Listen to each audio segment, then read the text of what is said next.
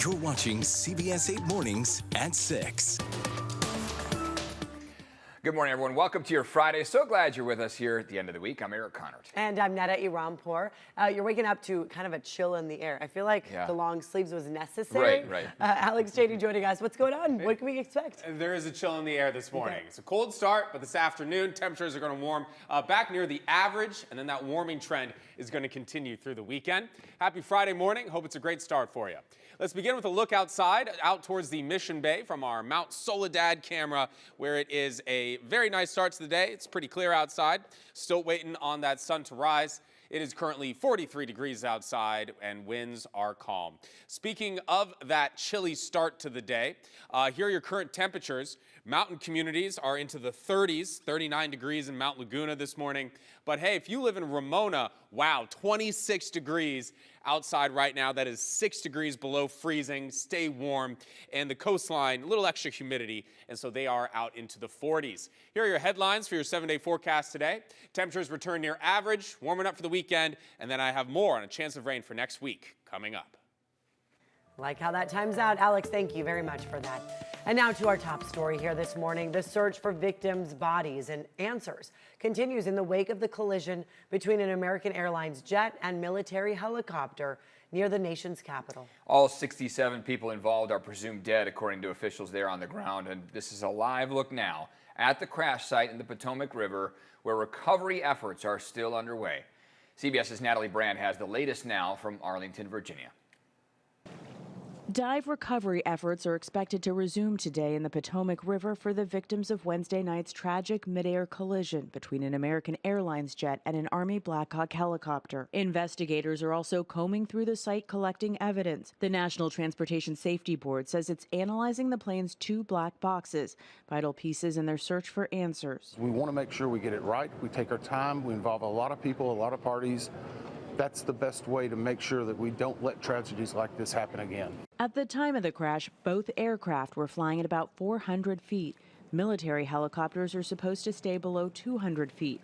Sources also tell CBS News that just one air traffic control worker was managing helicopter traffic and some planes taking off and landing when the collision happened, a task that's usually handled by 2 different people at that time of day. As part of any investigation, we look at the human, the machine, and the environment. This was the first major commercial plane crash in the United States in around 16 years. Among those killed, young figure skaters, their parents and coaches returning from a competition and training camp. I couldn't believe it at first, but after reality sets in, it's tragic. Memorials of flowers placed in their honor at ice rinks in Northern Virginia and Boston. Natalie Brand, CBS News, Arlington, Virginia. National Transportation Safety Board officials are expected to release a preliminary report on this crash in 30 days. They say the report will lay out some of their findings over the next few weeks, but it's not likely to have a probable cause of the incident.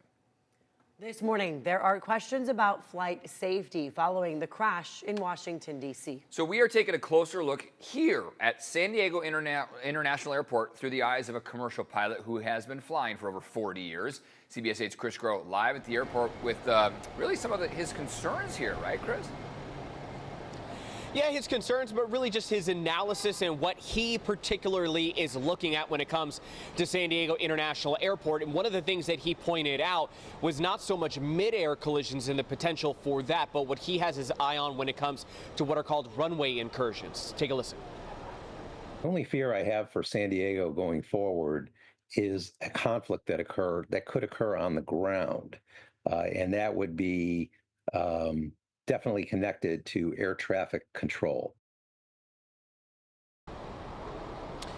Now, according to the FAA, the number of runway incursions, particularly bad ones, are on the decline and actually show a downward trend in recent years. But that's Robert Katz, who you just heard from there, a commercial pilot, flight instructor with more than 40 years of experience. And he took a look at the entire scenario here when it comes to San Diego International Airport and pointed out that it is a highly trafficked airport, and that also concerns him. Now, we also know that traffic and the amount of the amount of busyness that it essentially has is something that the FAA is looking at. Last October, the FAA announced that it's going to audit close calls at 45 of the nation's busiest airports.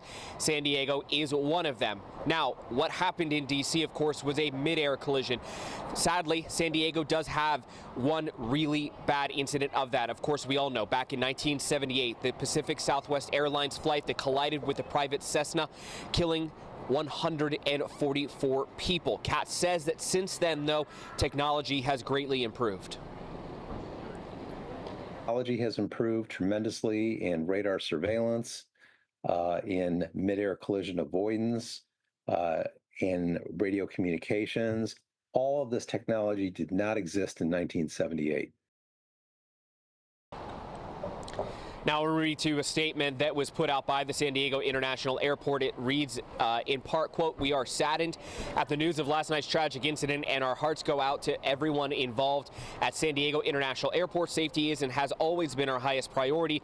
We will continue to work with our industry partners to promote the safety of all passengers traveling to and from San Diego." And then, of course, as we know, this investigation still underway in D.C. and the NTSB, who's leading that investigation, plans on having a preliminary report out in about 30 days. Eric Annetta. Chris, thank you very much for that. And now this just in, inflation ticked up last month. That's according to the latest report from the Commerce Department.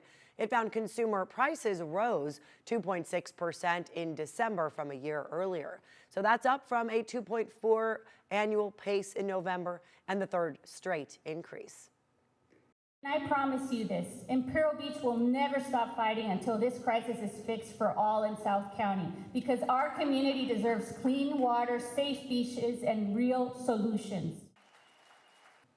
And that would be Imperial Beach's Mayor, Paloma Aguirre. She spoke about Tijuana's sewage crisis in her annual State of the City address. Mayor Aguirre addressing the additional $250 million that was secured to fully repair and expand the South Bay International Wastewater Treatment Plant. The mayor also discussed her trip to Washington, D.C., where she pressed for federal help. We push for action with everyone from Congress to the CDC to the EPA. We met with every leader willing to listen, regardless of political party. Because children breathing clean air and families swimming in clean water shouldn't be partisan issues. Mayor Aguirre says she wants the state and federal government to declare a state of emergency over the sewage crisis. Some Costco workers could be heading to the picket lines tomorrow if the company and union do not reach an agreement over a new contract. Now, the current contract expires today. Last week, 85% of Costco Teamsters voted to approve a strike if the retail giant does not agree to demands for improved wages and benefits. Bargaining will continue today. Unionized locations in San Diego County include Carmel Mountain, Kearney Mesa, Carlsbad, East Chula Vista, Santee Vista, and Morena Boulevard. One of the employees at Kearney Mesa telling me they're far apart from a deal. Get ready to pay more for parking. Today, parking meter rates will double in the city of San Diego following a city council vote. Meters previously charged between 50 cents and $1.25 an hour. So now those rates will go up to as much as $2.50 an hour. City officials say this could generate $4 million through the remainder of the 2025 fiscal year and $9.6 million every year after that. So you may be more tempted to do the valet now at this point. You add up a couple hours on that. Depends on the cost of the valet. We'll look up how many miles it takes to ride a bike to get to where you want. A lot of free public transportation. Yeah. Right, and with the weather being so nice this weekend, hey, why not? You can always walk, right? Walk, That's nice and free for you. Yeah. Hey there, everybody. It's going to be a beautiful day today. Taking a look outside right now, we got a few clouds, but that's okay. Clearing out by the afternoon. National temperatures outside right now. The southeast is looking pretty warm, 74 degrees down into Miami, 20s up into the north, and then the LA, San Diego area in the mid-40s. High temperatures today, getting back towards the average. I've got some mid-60s out in the Ramona area, getting close to 70s in El Cajon, and the coastline is in the low 60s. Del Mar today just getting to about 59 degrees. Still to come, the full forecast. I'm going to tell you about some rain that's headed in for next week. Chances are sparse over the weekend, but then really picking up by this coming Wednesday.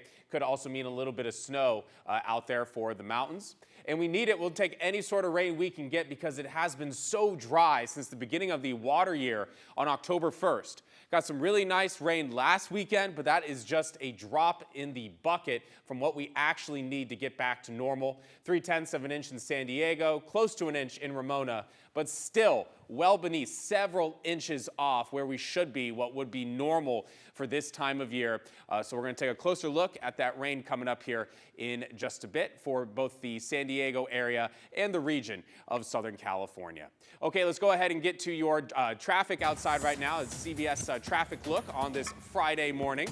Roads are looking pretty okay right now, but I will go to one incident. This is actually down at the San Ysidro point of entry. A couple lanes have been blocked near San Ysidro Boulevard. This came in on the CHP incident report as a DUI turnover right at the point of entry between two vehicles. It seems for right now it is not affecting the border wait times, but of course whenever you get something that happens right down there near the port of entry, that's going to get a little more attention because of how important that area is.